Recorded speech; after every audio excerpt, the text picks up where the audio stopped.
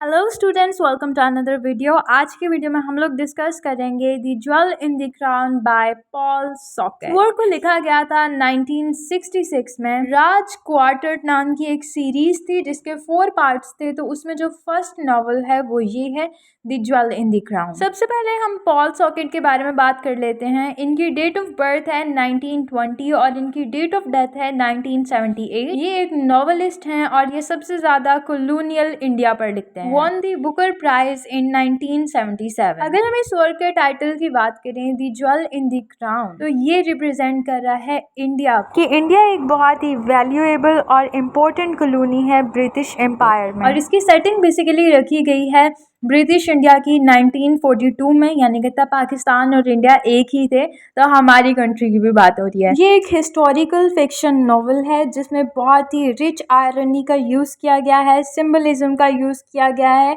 और political commentary की गई है। अगर हम इसके मेन कैरेक्टर्स की बात करें तो हमारे पास पहला कैरेक्टर है डिफनी मैनर। बहुत ही प्रोग्रेसिव और इंडिपेंडेंट यंग लेडी है और ये किसी भी इंसान को जज नहीं करती उसकी लुक्स और रेस की वजह से। हरी कुमार ये एक इंडियन है लेकिन ये इंग्लैंड में बड़ा हुआ है और वहाँ पर ही इसने अपनी एजुकेशन ली है, और ये through out the novel identity के साथ बहुत ज़्यादा स्ट्रगल करता है क्योंकि इंडिया के लोग इसको इंग्लैंड का समझते हैं और इंग्लैंड का लोग इसको इंडियन कंसीडर करते हैं, लेकिन इसकी इंग्लिश बहुत अच्छी होती है। तो ये दोनों कल्चर्स में अपने आप को एलिनेटेड फील करता है, इसको समझ नहीं आता ये किसको चूज़ करे, ये कौन है, इसकी पहचान क्या है। नेक्स्ट हमारे पास है रोनाल्ड मैरिक। ये एक बहुत ही रूड किस्म का बंदा है और ये ब्रिटिश पुलिस ऑफिसर है। ये एक लोअर क्लास बैकग्राउंड से बिलोंग करता है। फिर इसके अलावा ये तो हमारे पास मेन कैरेक्टर्स है और एक लेडी मैनर्स का भी कैरेक्टर है जो कि डेफनी मैनर्स की आंट है। ये मेन कैरेक्टर्स थे।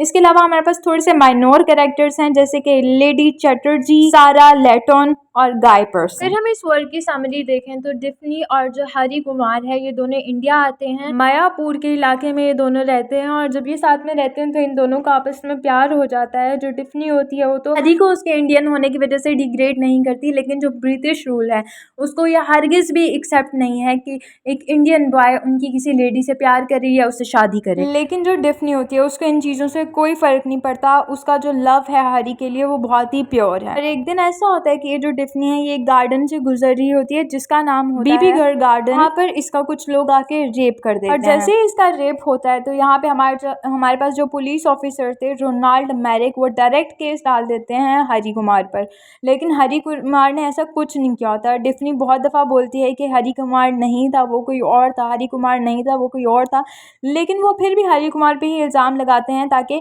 वो उसको सज़ा दे सकें और इनका जो लव बॉन्ड है उसको हमेशा के लिए ख़त्म कर सकें। कुछ टाइम बाद जब डिफनी प्रेग्नेंट हो जाती है तो उसकी जो आंट है लेडी मैनर वो उसको लेके वहाँ से चली जाती हैं। हरी कुमार के साथ जेल में बहुत बुरा किया जाता है, रोनाल्ड उसके साथ बहुत बुरा करता है और डिफनी से उसको कभी मिलने नहीं देता। डिफनी का एक बेबी पैदा होता है, लेकिन जो वो पैदा हो रहा होता है उसकी बर्थ के दौरान ही डिफनी की डेथ हो जाती है और ये रिप्रेजेंट करता है जो डिफनी का रेप हुआ वो सिंबलाइज करता है इस चीज़ को कि किस तरह इंडिया में वॉयलेशन की जा रही थी रूल्स की, किस तरह वहाँ पे एक्सप्लॉयटेशन की जा रही थी।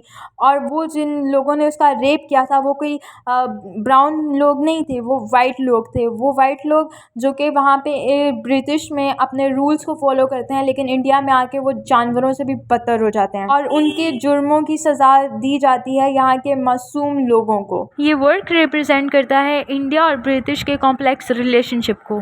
ब्रिटिश की नज़र क्राउन के उस ज्वेल पे है जो कि सबसे कीमती है और वो इंडिया है।